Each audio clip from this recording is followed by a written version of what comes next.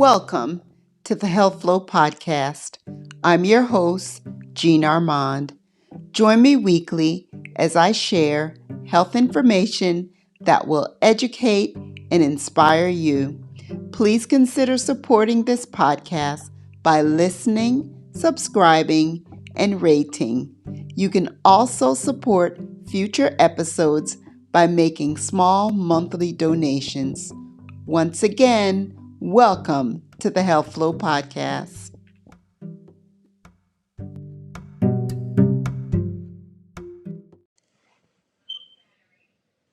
Are you thinking about starting your own podcast? If so, Anchor is the easiest way to make a podcast. Let me explain. Number one, Anchor is free. Anchor has all the creation tools that allow you to record your podcast and edit it right from your phone or computer.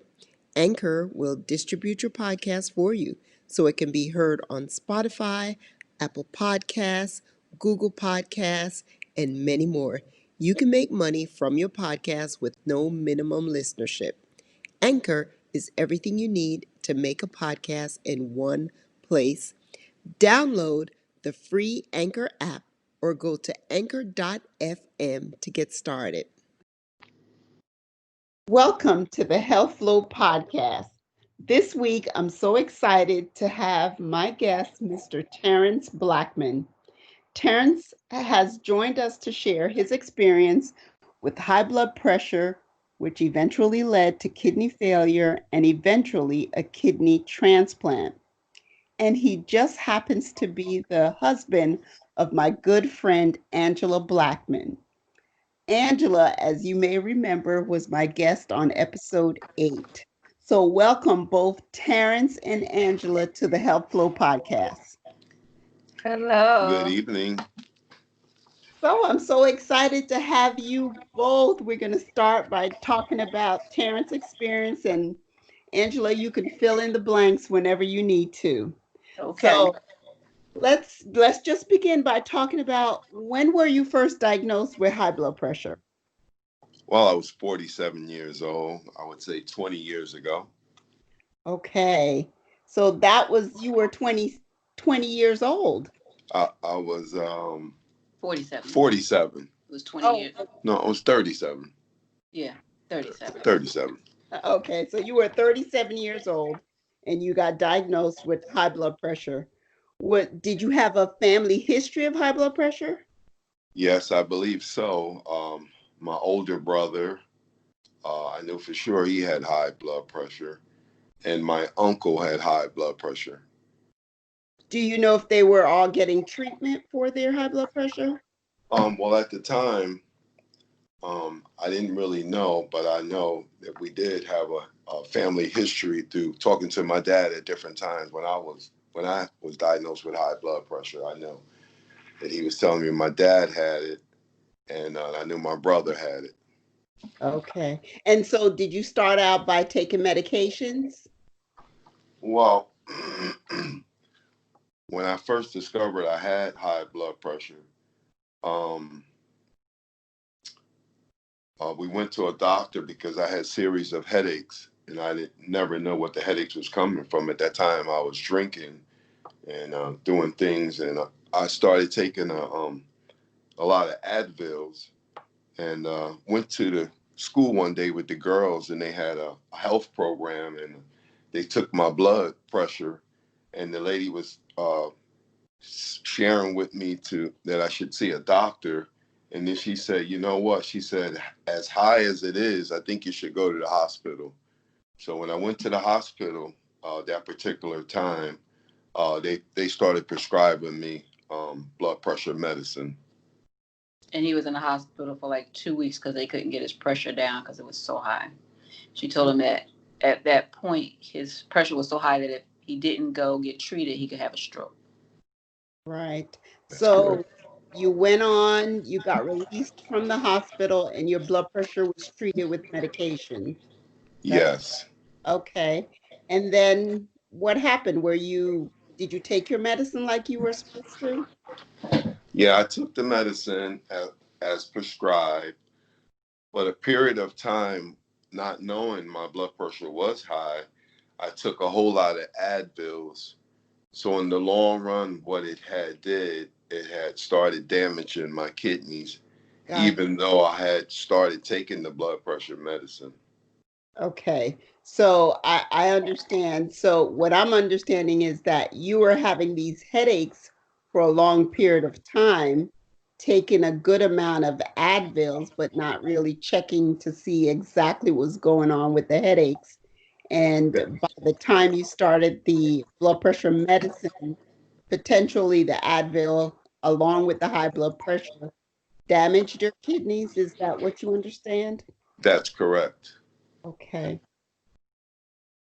So, how did they immediately say your kidneys severely damaged, or was it just, we need to do, such and such, or how did they explain to you the damage to your kidneys? What was your understanding? Well, what happened is, as me and Angie would discuss it with the doctor, he thought it would be best to take a biopsy of the kidney, and we'll figure out somewhat of a timeline. Maybe it could be treated. So they prescribed me different medicines, and then they familiarized me with what the creatinine level was of the kidney. But over time, the kidney started elevating the creatinine level, Yes. and because my brother, he was on dialysis, as I remembered, and I remember certain situations that he was in. So as time went on, they would ask me, was I experiencing some things like throwing up and fatigue, and I was a bit fearful uh, at that moment, and still praying, talking to the Lord, thinking that He was gonna like take everything away and rescue me. But what happened is the kidneys started getting worse and worse. And day after day, Angie would ask me, like, you sure you don't want to go to the hospital? And I was even kind of in denial, lying to her. But I was told when your creatinine levels start rising to about a 7 or 8 or 9, they Yeah. should be preparing you for a dialysis machine because there's so much toxin that's in your body. So I Yes. sat there so long where my levels had elevated, and we eventually went to the hospital, but my creatinine level was a 21. And the My, doctors were saying they never seen anything like that before. They never understood how I live with that elevated creatinine level. But when I first got there, they started doing an emergency um, dialysis on me with Stent in his a chest. stent in my chest. Hmm. yeah. I have to listen. I've been in this field for 30 plus years. I have never seen a 20 creatinine. Whenever a person's the normal is maybe like zero point 0.5 to like 1.0. That's Yes, that's your normal creatinine level. And in the times that I've experienced people coming in with a creatinine level of 7 or 8, we were always fearful then that, their potassium level would be also high, stopping their heart. So, I mean, that's truly a miracle that Amen. survive a 20 creatinine. How long? So, just so we can kind of understand the progression from the time that you actually spent 2 weeks in the hospital, started medicine, and then they were doing the biopsy, and then you got admitted again. What's the timeline for that? Is that months or a year or weeks? Can you It was guys? years. It yeah, was years. It was yeah, over a period of years. It was okay. yeah, Yeah. yeah. So So immediate. Go ahead. he had signs, and like he said, he was in denial and he wasn't really telling anybody about it. And he had already started experiencing some of the things that they said he would, like the taste of ammonia in your mouth and the fatigue and so on and so forth. And then they tried to do the biopsy, but they didn't get any kidney in this first test. And then they did it again, and they found out that his kidneys were like functioning at, I think he said 40% or something to that nature. So it was over a span of about 9 years by the time he finally went on dialysis. That's correct. Okay. And that, I so much wanted you as a man to be here because in my experience, it is at times so hard to reach, especially Black men, because the denial is so real with them. And really, it's, I don't look at it as a, say, a weakness. It's because they just want to prove that they're strong, they got this, they can kick this, and just time goes and they're not getting the follow-up. So during this 9-year period while your doctors are is watching your kidneys, are that you're taking medicine for your blood pressure, I'm sure other things, but you're not really forthcoming with letting your wife and your doctors know how bad you're feeling. Is that correct? Yes, I was more fearful than anything for the outcome. Yeah. But when that time came, when they did the emergency stent in my chest, 2 days later, I felt like 100%, like instantly. I Yeah. felt so much better. Wow. I can just imagine because if we can refresh everybody's memory, your kidneys is the one that helps, take away the waste in your body. And if it's not able to filter like it should, you have buildup of all this waste that makes you feel sick. That's So correct. tell us about dialysis. Um, so you had the emergency stent, they did dialysis then. Did you continue with dialysis after that? Well, dialysis was a span of 6 years, 1 week. 1 week. And in that time, I was very discouraged for a few years. Like I said, I'm a man of faith. And I talked to God a whole lot in the first 2 years, like, why me? Why I have to go through this thing that I'm going through? And as time went on, God, like, kind of got my attention that He was with me through it all, even with the creatinine level at 20. Right. But in that situation, I believe that God strengthened me not only for myself, but strengthened me for the other patients that was there. And in reality, the nurses saw that my levels and even um, I had a whole different um, happiness in my spirit that I was able to look at things from a different point of view. So Right. they saw my levels were pretty good as I came in, and they approached me, would I be willing to help other patients? And through that, I believe that's how I survived by um, sharing the information and knowledge that Angie and I got to even understand my situation and practicing in new techniques with understanding dialysis itself. So you were being dialyzed how many times a week? I went 4 hours, 3 days a week, Uh-huh. and I believe when we first started, I think I was on the morning shift because my dialysis had three um, different timelines. So I think I went in the morning, and before it was over, I think I started going in the evening. But as time went on, I felt Were so you able, much better. I was even able to go to work that's what I was lightly. going to ask. That's exactly what I was going to say. Yeah, lightly. So it And can really happen that nowadays they will try to work dialysis around your work schedule. And right. yeah, and just to let the regular people who've never even experienced this, when you're on dialysis, share with us your understanding of dialysis. Like when you went in the morning, what was done and how was it ended? Well, one thing that I experience is um, having a relationship with the nurses. It's like anything else. Some things are going to be good, some things are going to be bad. Like putting the needles in your arm, that can be a little unease at times. Them not putting the needle in right, and and, and You had to have surgery to put the fistula in.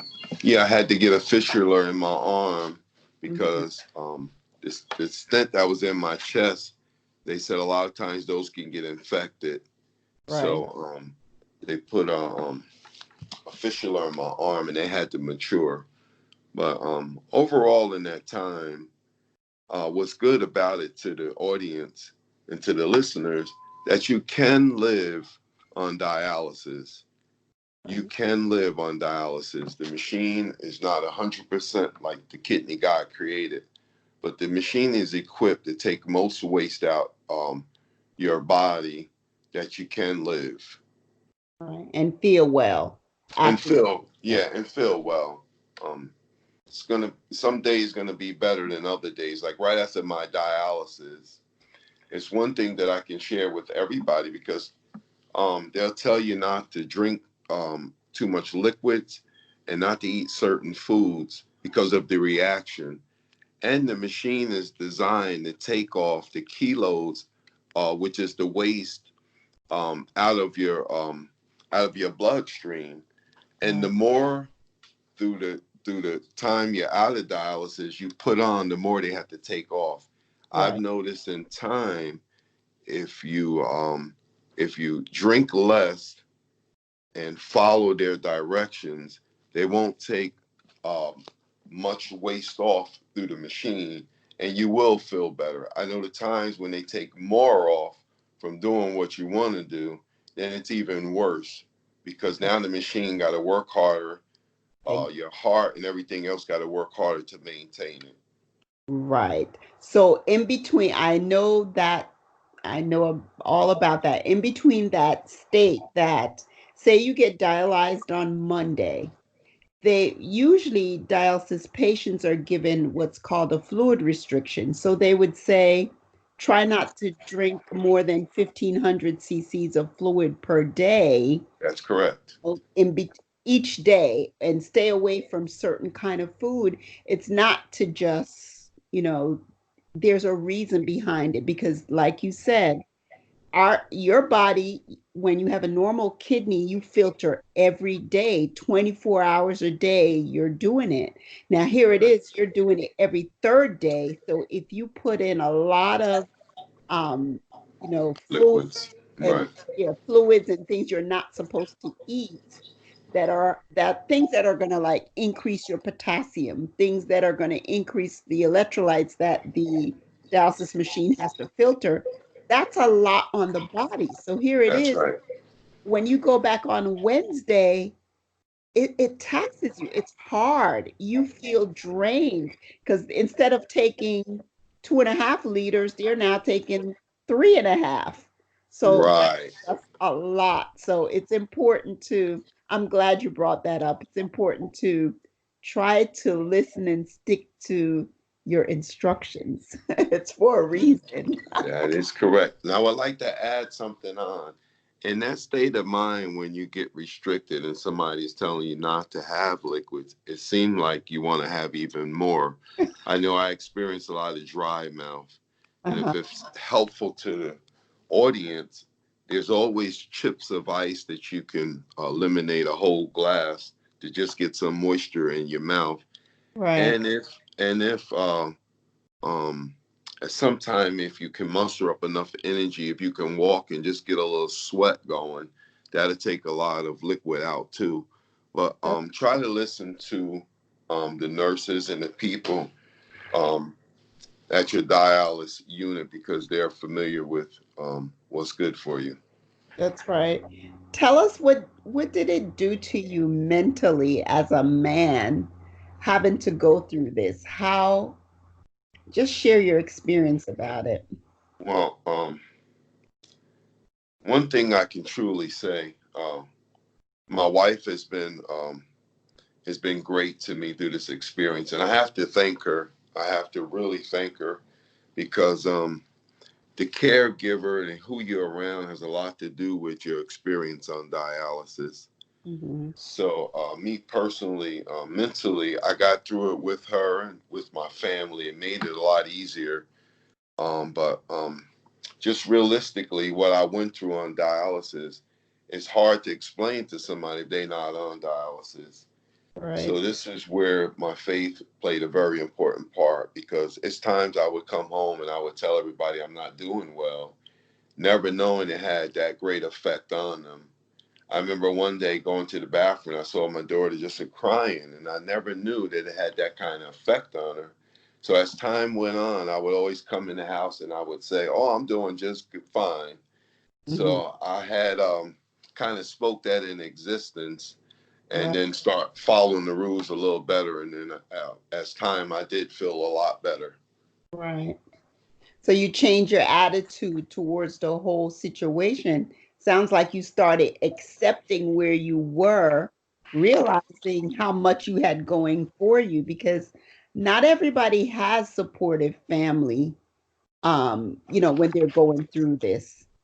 Sometimes the nurses at the hospital, doctors, those are their closest. Can you imagine if that's all you had and not to go home to a loving family? Yes. Well, they also have support groups, websites when people have a likeness in mind. And I've learned a lot of things like that talking to other patients and how they would manage things as well.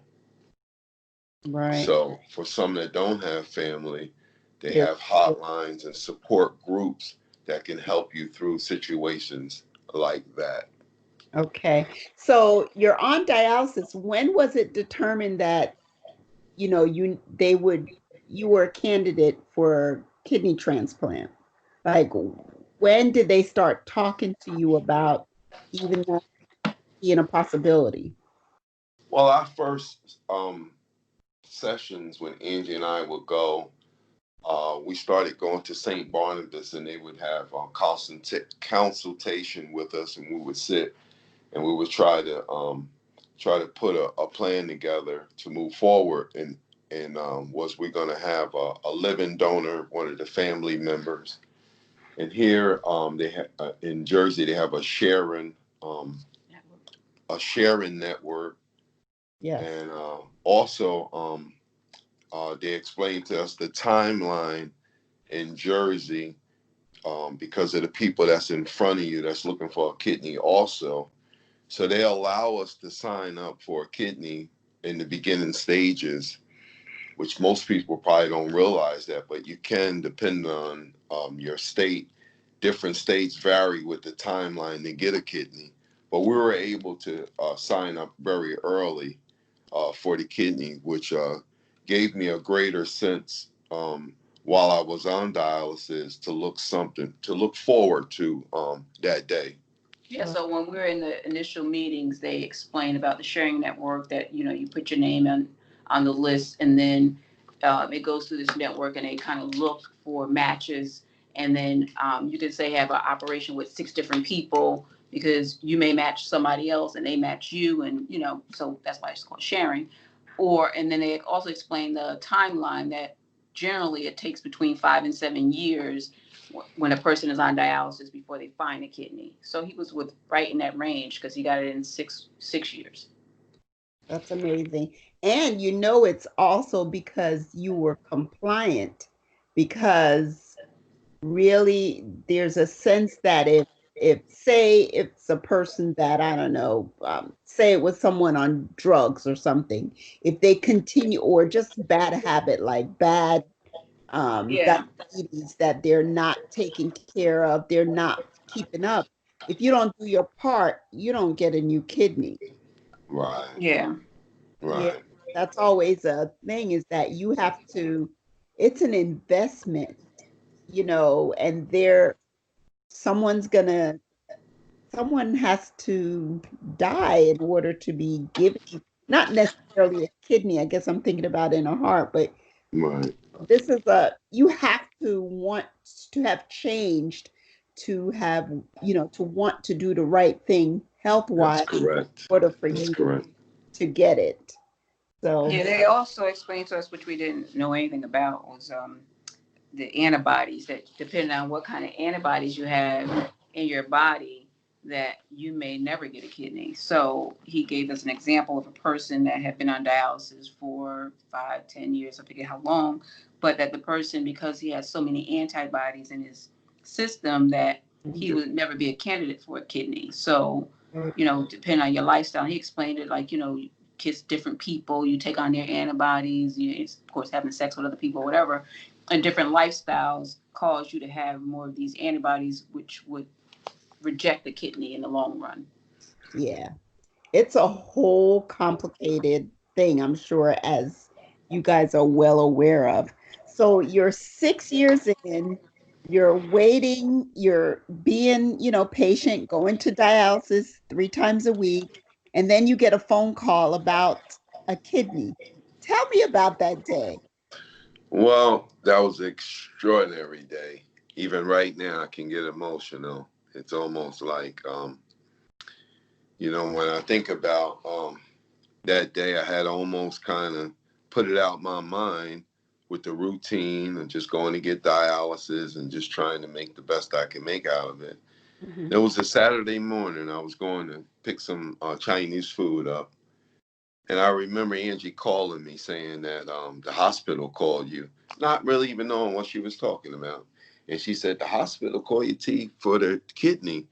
And it was just the strangest feeling. Like right now, I'm getting goosebumps. So Wow. I grabbed the food, I jumped in the car, I shot home, and I'm like, tell me about what's going on. And she said, well, the St. Barnabas called and they said you got to get down there, but they got some, two people in front of you. And I'm like, why would they call me? Tell me there's two people in front of me. And she said, well, T, that's just what they said. So I'm sitting here and I couldn't even eat. I was just so jittery. So then they called, they said, well, you have to get to the hospital because the other two didn't match.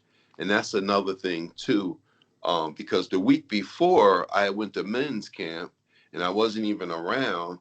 And when you sign up, you have to be an hour away from when they call you, when they call you for the kidney, Wow. because the kidney can't stay out but so long, a Yeah. deceased kidney. Anyway, um, they called me, Angie and I, we had to go down to St. Barnabas and take a blood test and see if it matched.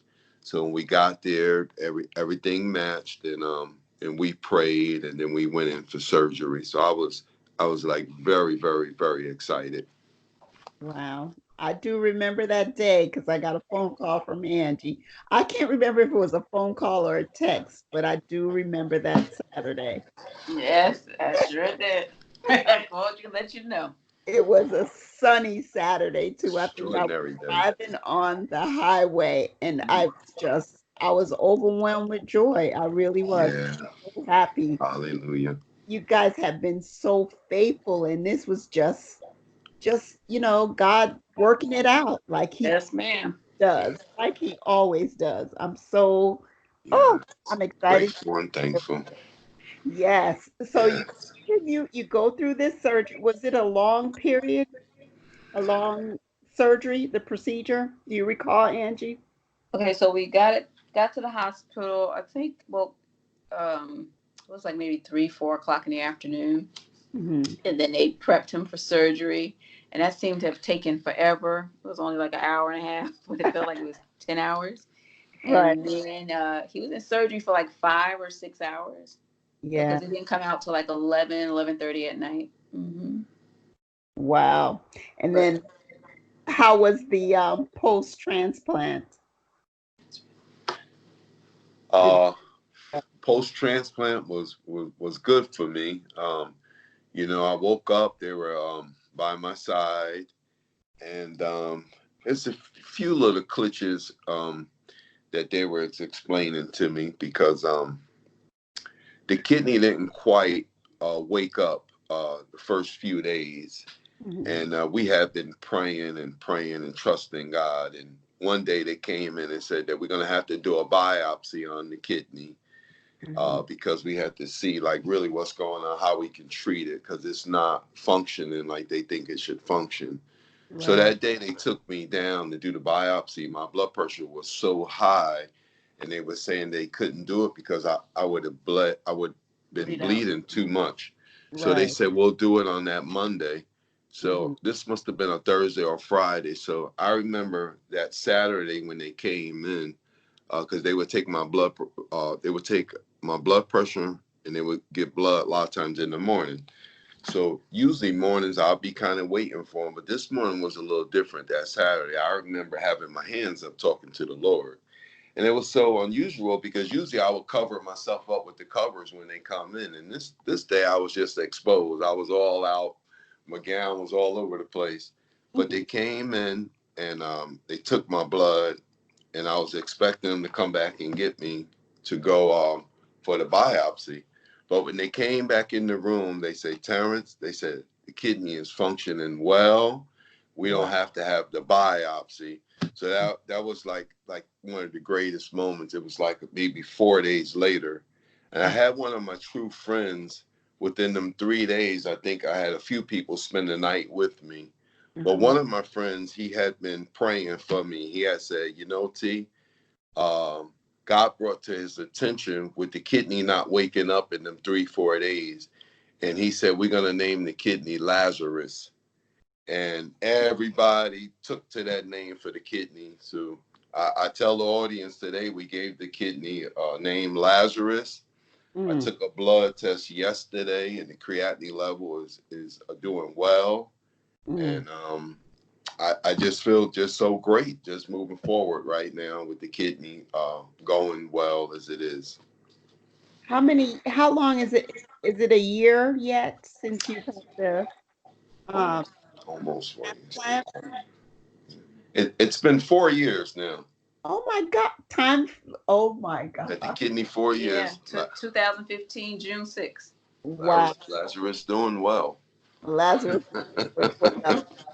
You have moved on. Oh my goodness. So, I mean, it's open mic to you. Anything you want to say to any man or woman going through, high blood pressure, kidney failure, needing a kidney, just anything you want to share, you guys can both just take over and share. Well, first of all, I would just like to thank God for just allowing us to be able to speak to one another. And I just pray that we can, that everything that was said, that the viewers and the listeners can use it, that it would help someone. Yeah. I'm just grateful and thankful for all what I went through. That has made us stronger in our faith. Even sitting here talking to you right now, I feel the presence of the Lord. That's And I just would like to tell the viewers to seek God, His kingdom, and all His righteousness, and God would add all things on. To stay focused in the time, because we're gonna have hard times, but God has overcome it, and He will never leave you nor forsake you. And that's what I have to say. Angie. I just think, as a caregiver for a person that's going through, sometimes we're so busy in our lives that we really don't take the time to look and see and try to figure out what's going on with the person. I remember one day Terrence came home and he had said to me that the person that had the chair next to him had passed away. So, for him, he was seeing death, as something that was very close that could happen to him as well because he was also on dialysis. But right. you're far removed from it because you're not going through it and you don't really understand what they're feeling. I think that sometimes we need to be a little bit more empathetic and try to understand what the person is going through in order for them to be able to freely express how they feel. Because if they don't feel that they can talk to you, then they bottle up a lot of stuff inside, and then that doesn't help them on their treatment, their dialysis mission. So Mentally. yeah, mentally, right. So for listeners, I just think that, as he said, you have to stay focused. You have to trust God that, he has a plan. And, for the people that have faith, sometimes we tend to just think in our own might. But if we just really truly give it to God and just, let the outcome be whatever He has it to be, and that'll give you that peace and comfort in your mind to be able to go through it a little bit better. That's right. It's good, Angie. It's That's very good. amazing. I'm so thankful that I know you both, that I'm in this field, and how God has come full circle to use. We would have never thought any of this would happen. Amen. We would have never even, we couldn't even have dreamt it. Mm-hmm. We never thought Terrence would be ill. We didn't, I mean, we just didn't. Yes. I'm just so thankful that, and I want someone else out there to feel the inspiration, to be filled with hope, to do That's the right. best you can, and know that, God will do the rest. So thank you so much. I love Oh, we're welcome. Thanks for Thank having you us. so much. Absolutely. Y'all be blessed, and we'll talk soon. Yes, ma'am. Thank you.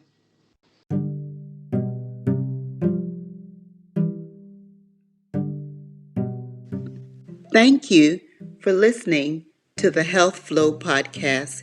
Your support is much appreciated. It is my goal to share health information that you find helpful.